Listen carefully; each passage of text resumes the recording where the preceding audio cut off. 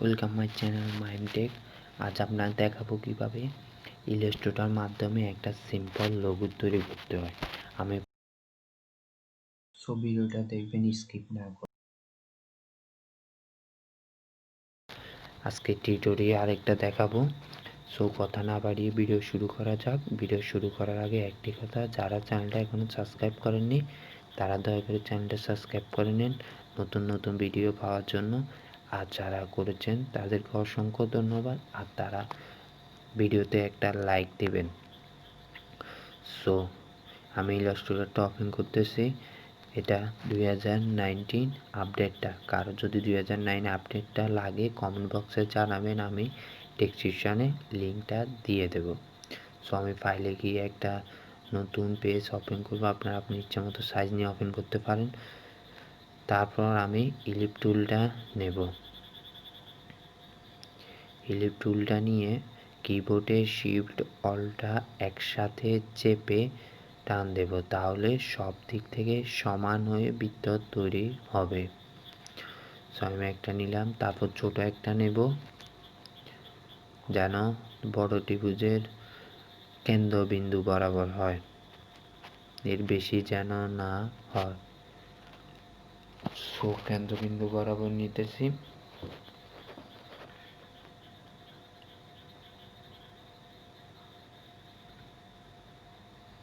কেন্দ্রবিন্দু বরাবর সমানভাবে বসে। তারপরে দুইটা সিলেক্ট করে উইন্ডোর পাথফাইন্ডারের ওইখানে মিনুস নামে একটা অপশন আছে, সেটাতে ক্লিক করব।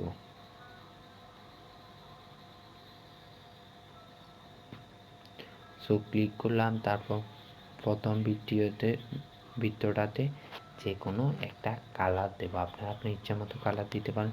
গ্রেডিয়েন্ট টুলটা ইউজ করতে পারেন বিভিন্ন কালারের সংমিশ্রণে, সেটা আরও ভালো দেখাবে। আমি একটা কালার নিয়ে তারপর লাইন টুলটা কীভাবে কাজ করে, বড় বৃত্তটার মধ্যবিন্দুতে ক্লিক করে শিফট চেপে একটা লম্বা দাগ টানবো। আমি এখানে আলাদাভাবে দাগ টেনে দেখাচ্ছি। প্রথমে কেন্দ্রবিন্দুতে ক্লিক করলাম শিফট চেপে, এবার এদিকে একটা লম্বা সোজা করে দাগ টানলাম। তারপর সেমভাবে কেন্দ্রবিন্দুতে ক্লিক করে এদিকে একটা টানলাম। সবসময় এক লাইনে টানে ফেলবেন। তারপর উপর থেকে একটা সোজা কেন্দ্রবিন্দু বরাবর নিচের দিকে টানব। তারপর এগুলা সিলেক্ট করে অবজেক্ট নামে একটা অপশন আছে, সেটা পাতের লাস্টের যে ডিটেক্টটা আছে ওইটাতে ক্লিক করব। যদি না হয় তাহলে আলাদাভাবে সিলেক্ট, যেমন আমি এটা সিলেক্ট করে অবজেক্টের পাতে গিয়ে ডিটেক্ট ওই অপশনটাতে লাস্টের ওই অপশনটাতে ক্লিক করলাম। সেমভাবে বাকি সবগুলা করবেন। পাতে গেলাম, ডিটেক্টর ওইখানে গেলাম, পাতে গেলাম, অবজেক্টের পাতে গেলাম।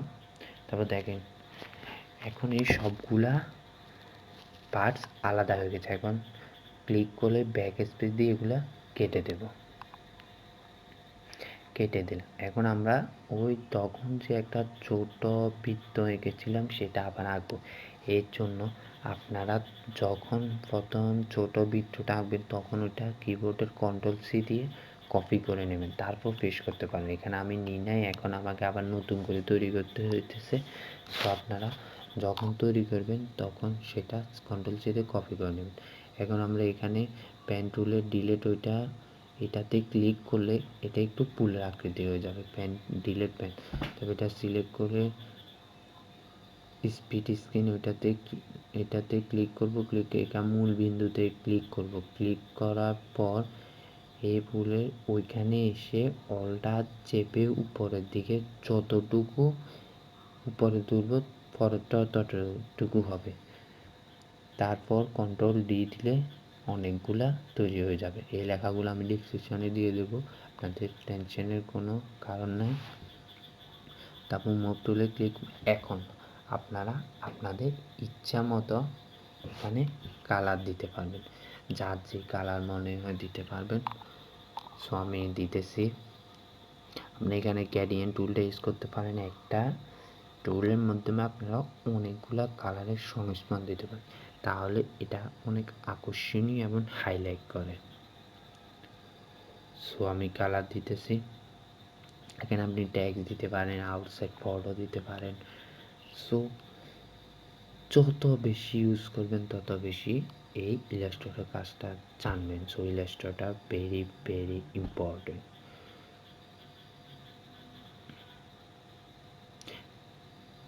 সো আমি কালার দিতেছি। আপনি ইচ্ছা করলে ভিতর মধ্যে টেক্সটটাও দিতে পারেন, যার মাধ্যমে আপনি আপনার কোনো কিছু যেমন চ্যানেলকে হাইলাইট করতে পারেন, কোনো ব্যানারকে হাইলাইট করতে পারেন। সবসময় কোনো লেখার ক্ষেত্রে যদি আপনি একটা লোগো ইউজ করেন, অসাধারণ লোগো, তাহলে সবার সেদিকে দৃষ্টি যায়, তাহলে সেই লেখাগুলো পড়ে।